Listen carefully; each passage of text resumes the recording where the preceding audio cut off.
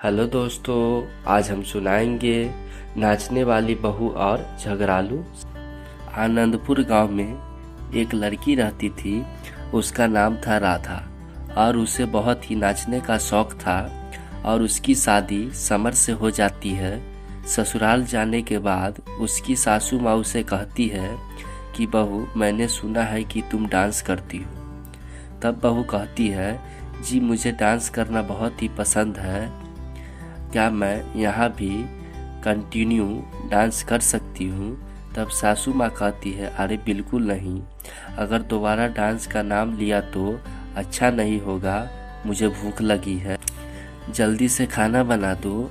तब उसका पति कहता है, लेकिन माँ, डांस करने में क्या बुराई है, यह बच्चों को डांस सिखा सकती है।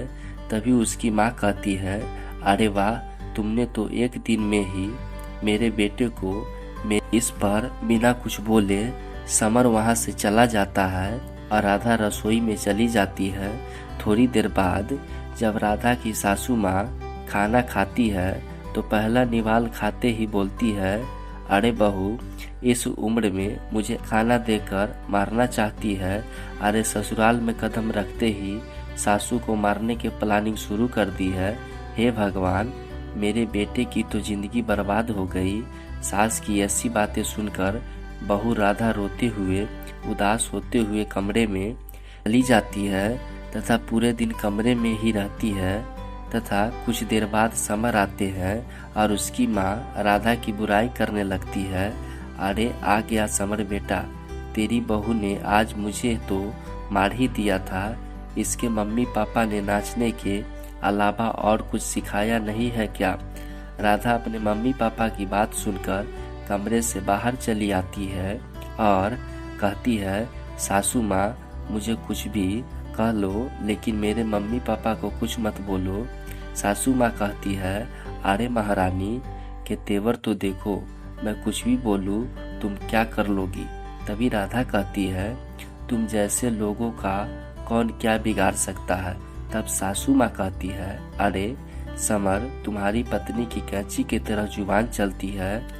तब समर ने कहा, तुम्हारे सास बहू की तू मैं के अलावा और कुछ काम नहीं मेरी तो जान बकस दो। मुझे ऑफिस का बहुत ज़रूरी काम करना है। समर अपने कमरे में चला जाता है तथा सास बहू की कहा सुनी रोज कंटिन्यू होती रहती है। दोनों सास बहू लड़ रही थी कि समर वहां आ जाता है और गुस्से से बोलता है, खूब लड़ो, एक एक लाठी दे दूं क्या हाथ में। वैसे भी लड़ने के अलावा तुम्हारा और तो कोई काम नहीं है।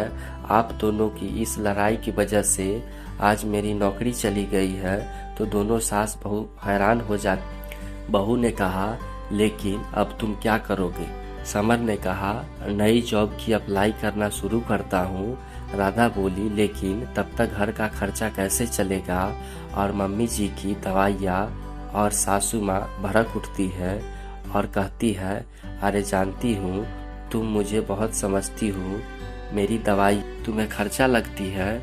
जो तुम्हारे फालतू डांस की जगह खाना बनाना और घर का पूरा काम करना सीख लेती तो आज काम आता। तभी समर बोला, अरे वाह माँ, थैंक यू। डांस से मुझे याद आया, राधा, तुम कॉलोनी के सभी बच्चों को डांस सिखा, जिससे घर का खर्चा भी निकल जाएगा और मैं जॉब ढूंढता रहूँगा। तभी समर की माँ नाराज हो जाती है। उनकी परवाह किए बिना ही राधा डांस सिखाना शुरू कर देती है। तभी धीरे धीरे करके सभी बहुत सारे बच्चे राधा से डांस सीखने आते हैं और उनकी कमाई भी बढ़ जाती है। एक दिन उसकी सास बहू के डांस के खिलाफ गांव वालों को इस इरादे से भड़काने घर से निकलती है तो वहां कुछ माहौल अलग ही होता है। सब उसकी बहू राधा की तारीफ कर, अरे वाह, तुम्हारी बहू तो बहुत ही अच्छा डांस करती है। तब सास गर्व से बोलती है, आखिर बहू किसकी है। सास बहुत ही खुश हो जाती है और घर आती है तो समर और राधा बात कर रहे होते हैं। तो सासू माँ आकर बहू राधा से कहती है, अरे वाह बहू बेटा, तुमने तो मेरा सर गर्व से ऊंचा कर दिया।